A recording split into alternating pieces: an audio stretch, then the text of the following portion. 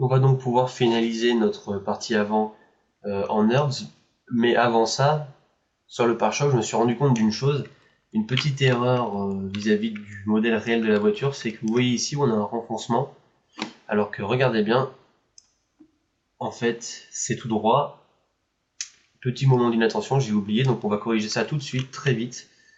Donc on va désactiver l'hyperNURBS ici. Alors, petit raccourci qu'on n'a pas encore vu pour désactiver l'hyperNURBS, c'est d'appuyer sur la touche Q sur le clavier. Ça désactive et ça réactive l'hyperNURBS, donc on va s'en servir régulièrement. Sur les parties d'avant, on est allé vite, mais là il va falloir peut-être passer d'un à l'autre pour voir. Donc ce qu'on va faire, c'est qu'on va se mettre en mode glissement, en mode point. On appuie sur CTRL et on va faire simplement cette opération de ramener à chaque fois les deux points qu'il y a en arrière vers celui qui est à l'extérieur.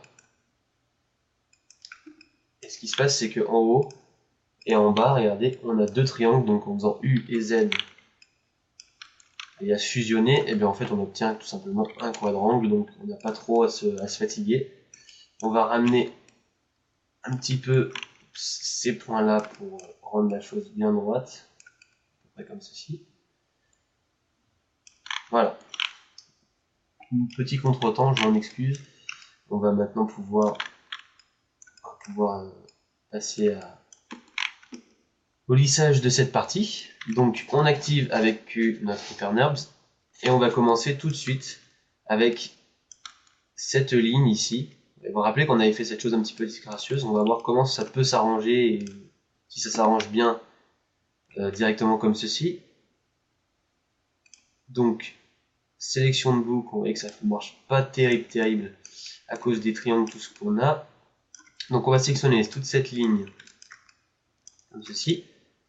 On va faire clic droit biseauter et on va en faire un à peu près de cette taille.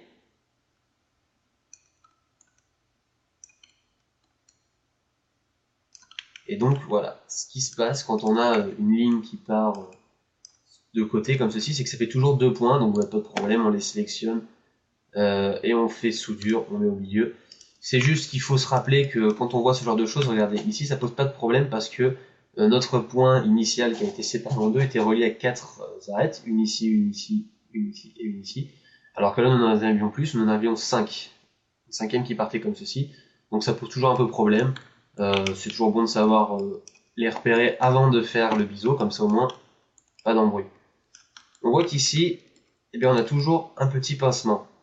Alors, on va essayer de le résoudre de manière simple. Si je fais ça, vous voyez, ça corrige. Maintenant, ce qui se passe, c'est qu'on a toujours ces triangles et qu'on était plutôt content d'avoir résolu le problème précédemment du quadrangle. Donc en fait, ici on a une surface, vous voyez, la surface ici est relativement plate. Donc plutôt que de faire le coup de raccorder comme ça pour faire un quadrangle, on va le faire plus haut. Mais je vais pas le faire sur le point directement haut, donc d'ores et déjà, je me mets en mode boucle, et je vais rajouter cette ligne que de toute manière il faut rajouter, regardez, puisqu'elle vient ici mettre l'angle plus droit, d'ailleurs je vais tout de suite faire comme ça, sur le bord de l'aile, vous avez vu ici, comme ça c'est fait. Et maintenant, ici, je vais pouvoir repasser en mode ligne et venir répéter l'opération comme ceci. Je viens en mode polygone, UZ pour fusionner, UZ, et ça a été très léger, mais en fait, c'était beaucoup plus propre à ce niveau-là. Vous voyez, sur la bordure, il y avait un ou deux petits pincements. Si on regarde sur le nub, on voit qu'ici, il y en a un, mais il est plus léger, se verra beaucoup moins rendu que si vous l'aviez ici. Donc on va s'en contenter pour l'instant, on va rester comme ceci. Pardon, pare-choc avant. Ok, on va continuer. On va rajouter la petite ligne en bas, puisque tout à l'heure on a commencé à faire le tour. Vous voyez que si je la rajoute, ça part un petit peu n'importe où. Donc ce que je vais faire, je ne sais plus si on l'a déjà fait, c'est que je vais sélectionner, vous voyez, très rapidement, grossièrement, là où je veux que ça s'arrête. Et si je viens ici et que je clique, eh bien ça s'arrête au bord de ma sélection. C'est juste revenu ici, donc je vais désélectionner ces polygones là pour éviter tout problème. Voilà, et donc maintenant si je refais mon coup de couteau, Voilà, il s'arrête ici, très très bien, c'est exactement ce que je voulais. Donc je désélectionne, je reviens en mode K, couteau, hop, un petit coup en arrière, pour venir jusqu'à la symétrie. Et là je fais une soudure, pas une soudure, j'ai encore fait couture, soudure ici.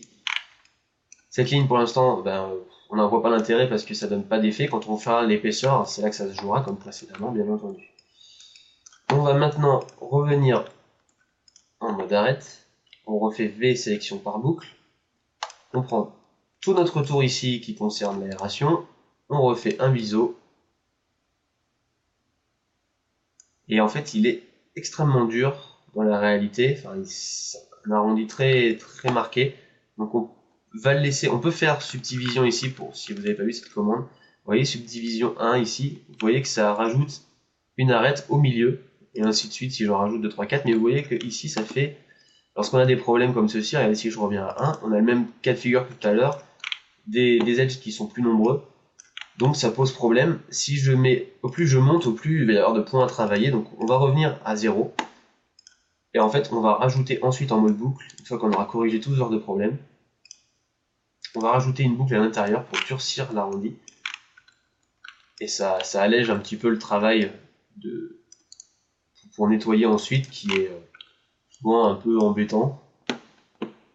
Surtout quand il y a beaucoup de points, on s'y retrouve plus, on ne sait plus où sont les points d'origine, etc. Donc on va faire ça comme ceci. Normalement, le tour est fait. Il suffit de vérifier. Donc avec le couteau. Je remets une petite ligne à l'intérieur pour la résolution. Et du coup, c'est durci. C'est évidemment beaucoup plus propre. Donc déjà, vous avez vu que notre pare-choc, rien que la ligne d'en haut et l'aération, commence à avoir quelque chose qui ressemble à une vraie carrosserie. C'est plus tout. Il reste encore cette partie et on va la métamorphoser tout de suite. On va commencer par ajouter, vous voyez que ici on avait une ligne plus dure, donc on va la recréer ici. Et si je clique à côté, vous voyez que ça pose là aussi problème. Donc on va y revenir par la suite. Donc je fais quelques tests pour voir. On va faire par étapes pour y aller tout doucement parce que ici la zone est relativement compliquée.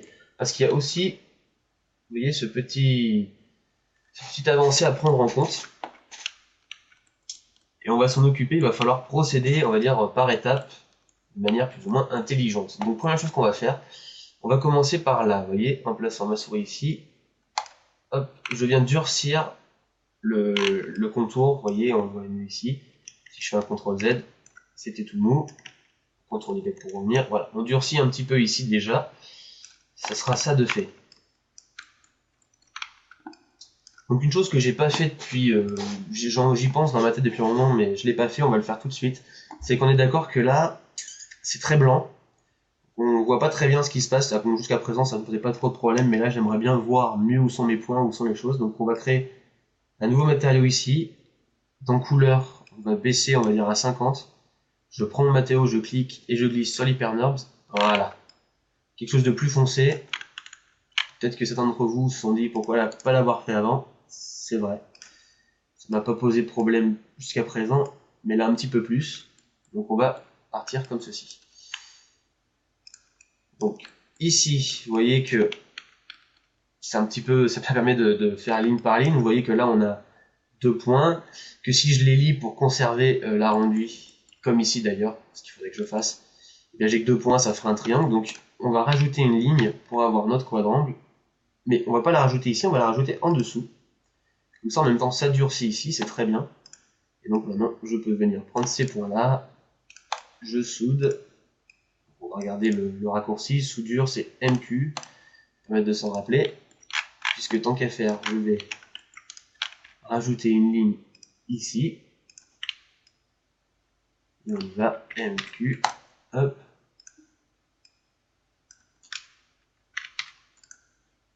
voilà. Mais en fait je fais une grosse bêtise, je suis vraiment pas concentré des fois. Ici il n'y a pas besoin puisque ça reste marqué, c'est officiel, il y a juste au bord, mais allez, on va dire qu'on la laisse. Voilà, ce qui se passe c'est que regardez bien sur la vraie voiture, ça va vraiment jusqu'au bout, donc ça reste marqué, donc il ne faut pas faire ce que je venais de faire. On peut peut-être le faire au bout et encore, On va rester sobre pour le moment, on va le laisser comme ça. Et ici, par contre, on peut venir UZ, venir, voilà. Prendre ça en quadrangle. Donc on regarde de l'autre côté ce que ça donne. Déjà, ici, on commence à avoir sur cette zone-là, enfin une zone bien définie. Ici, c'est pas encore assez durci, vous voyez que c'est encore bien arrondi, c'est normal, il nous manque une arête qu'on va venir positionner ensuite. Mais déjà, on commence à mieux sentir la forme. Donc, cette arête, on va venir, ici, on va venir voir comment elle travaille. Vous voyez que si je la mets comme ceci, elle ressort. Enfin, elle repasse comme ça. C'est pas ce que je veux. Donc, ce qu'on va faire, c'est qu'on va la faire à la main. Et on va venir directement cliquer ici, en passant par-dessus tous les autres points. On fait espace pour annuler le reste. Je vais venir finir ma boucle. Ah, ça ne veut pas aller en haut. Bon, je vais devoir le faire à la main. Tac. Oups. Petite saute, je sais pas d'où vient ce bug. Voilà. Maintenant, si je viens voir de plus près ici, donc touche S pour venir se rapprocher, mais avec la symétrie, j'ai l'impression que ça pose problème. Non, je sais pas pourquoi. Bon.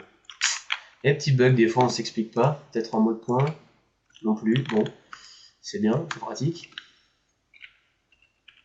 Donc, ici, si je désactive, vous voyez que là on a un beau triangle, mais celui-ci on va pas l'enlever, on va pas souder ces deux points, sinon, vous voyez que ici, le fait d'avoir des points, ça permet de bien définir la pointe.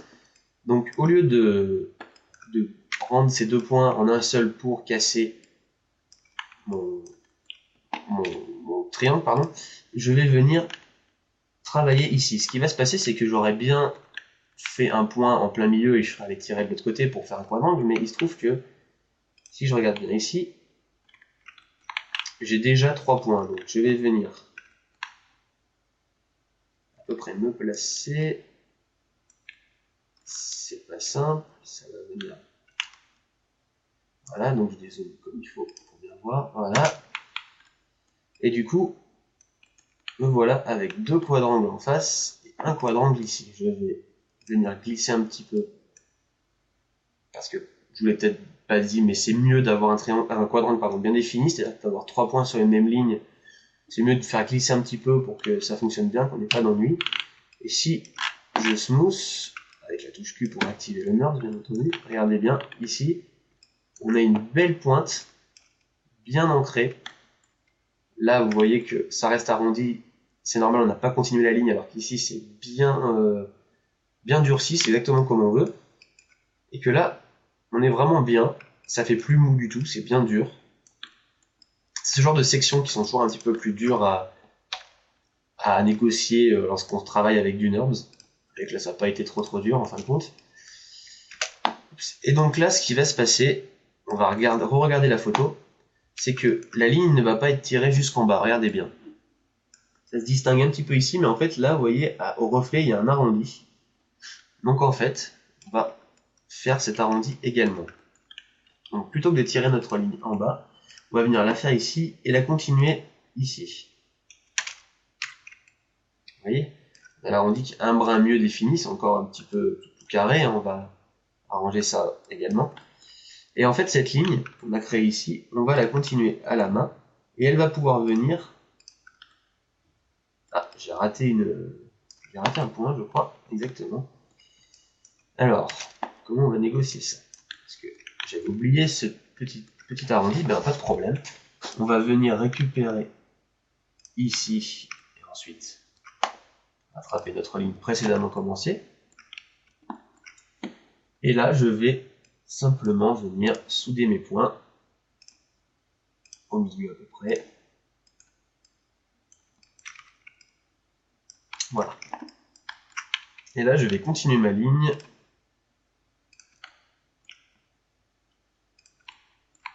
Comme ceci. Alors là, pareil, il va falloir bien négocier le zoom. Voilà. Ici. Et je vais rester comme ça. Je ne vais pas aller me connecter au point là-bas pour l'instant. On y viendra après quand on aura fait la ligne du dessus. On va faire d'ailleurs tout de suite. Donc vous voyez que maintenant, si je vais, même chose encore de l'autre côté de la symétrie, maintenant, en bas, à part ici le petit pincement qu'on va travailler après. Du coup, j'ai cette ligne ici qui est bien, et en haut, c'est encore arrondi, alors que ça doit être également bien marqué. Et bien, on va le faire tout de suite.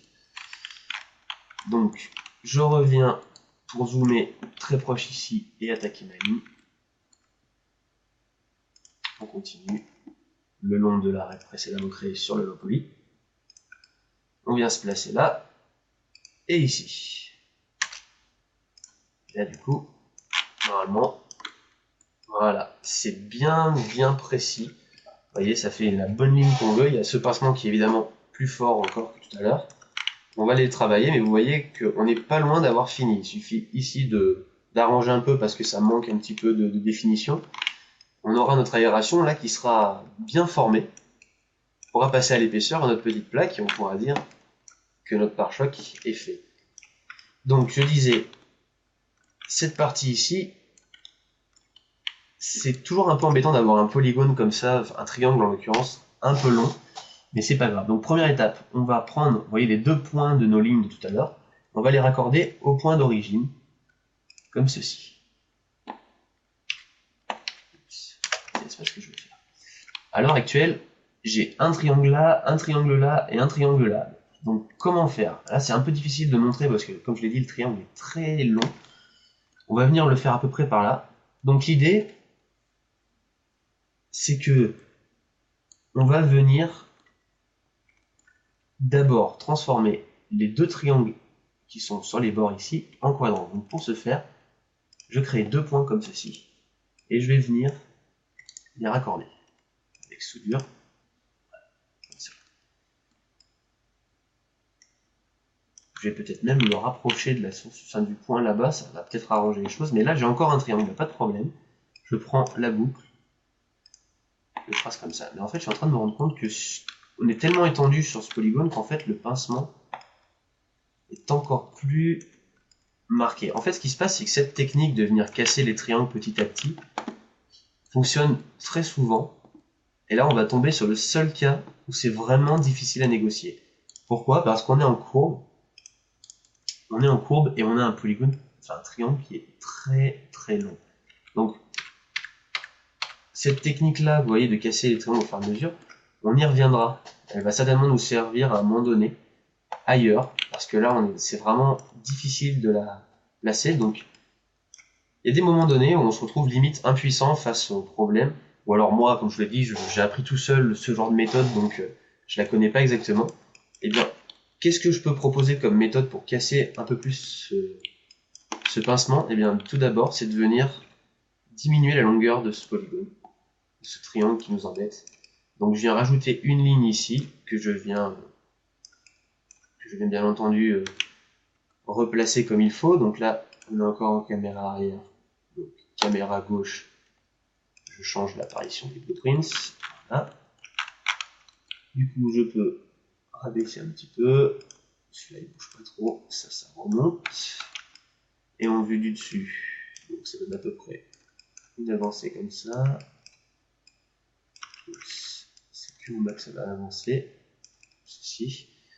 Et ça devrait être plutôt pas mal. Voilà.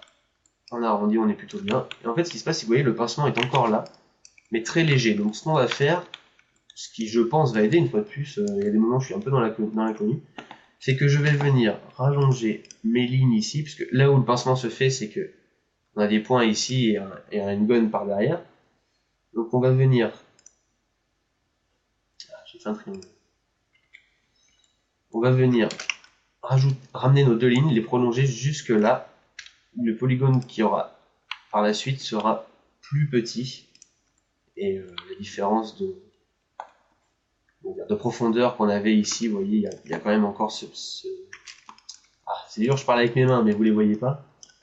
C'est que là, c'était pas encore tout à fait plat, ça va être déjà un petit peu plus ici, donc le pincement devrait être plus léger. Vous voyez, il est encore un petit peu là, mais avec un peu de chance, au rendu, on le verra pas. Donc, vous voyez, j'ai atteint mes limites, à des moments donnés où je ne sais plus quoi faire face à certaines problématiques comme cela. C'est vrai que le designer automobile ne me facilite pas la tâche quand il s'agit de les modéliser, les voitures, par la suite. Et parfois, des petits pincements passent quand même au rendu. Donc si ça ne passe pas, ben, on viendra s'en inquiéter un petit peu plus. À l'heure actuelle, on va laisser ça comme ça.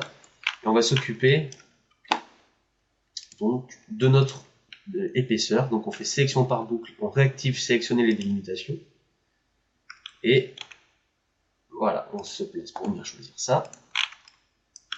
On vient, comme d'habitude, enlever ici tous les points, toutes les arêtes qui concernent notre symétrie. Un petit coup de dé, on tire en arrière, à peu près dans cette taille-là, et on vient rajouter une petite ligne en boucle, bien entendu, à peu près au bord pour durcir. Et puis la dernière étape, c'est, on va le faire avec tous les points comme ça on est sûr, on reprend toute notre ligne de symétrie et on remet tout à zéro. Notre pare-choc est fini. On va juste durcir la petite pièce qu'on avait en dessous, ça va aller vite, hein, parce qu'elle est très carrée en fait, tous les bords sont plus ou moins durcis, donc bah là c'est que de la boucle. Un coup ici, un coup ici, un coup en haut comme ceci, un coup là, et enfin un coup ici. Vous voyez que ça a été très rapide. Ce qui va se passer, c'est que maintenant que c'est durci, on voit bien que ça ne vient pas toucher la carrosserie comme il faut, donc on va remonter légèrement les points pour indiquer un peu plus le frottement. C'est un petit peu plus arrondi, donc on va compenser en montant cela légèrement. Et du coup voilà, on a notre pare-choc bien lissé, on a notre petite pièce avant également qui est faite. C'était notre première pièce un petit peu compliquée au passage NURBS. Vous verrez qu'on ne sera pas sorti d'affaire parce que toute la partie arrière est relativement technique. Mais avant, on va avoir une petite pause parce qu'avec la porte, vous allez voir qu'on va pas trop s'embêter. Ça va être relativement simple. Et là, encore une fois de plus, ça va tout de suite venir donner du caractère au côté de la porte qui pour l'instant est très mou. Enfin, au côté de la voiture, pardon, qui est très mou. Vous voyez que déjà, quand on compare l'avant ici et tout l'arrière, ben déjà sur l'avant, on commence à avoir quelque chose de vraiment potable. Évidemment, la dernière couche qui fera tout l'intérêt de la voiture, ça va être les détails, donc les grilles, vraiment les feux. Mais déjà tout ça, ça peut partir en rendu, les carrosseries sont faites, on a les arrondis, les reflets devraient être jolis. Donc c'est déjà une bonne étape de fait, et on se retrouve tout de suite pour la porte.